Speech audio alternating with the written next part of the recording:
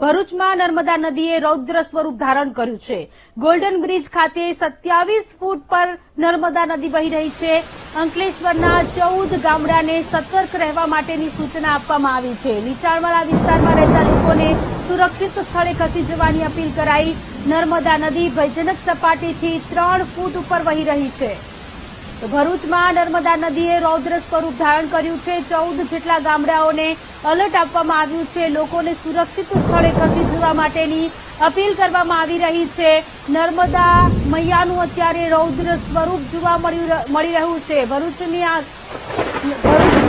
નર્મદા નદીના કિનારે આવેલું ભરૂચ કે જેના ગામડાઓને પણ અત્યારે એલર્ટ મોડ પર રાખી દેવામાં આવ્યા છે। 14 જેટલા ગામડાઓમાં રહેતા લોકોનું સ્થળાંતર કરાવવામાં આવી રહ્યું છે। ગોલ્ડન બ્રિજ ખાતે 27 ફૂટ ઉપર નર્મદા નદીનું પાણી વહી રહ્યું છે, ત્યારે લોકોને નદીના પટમાં ન જવા માટે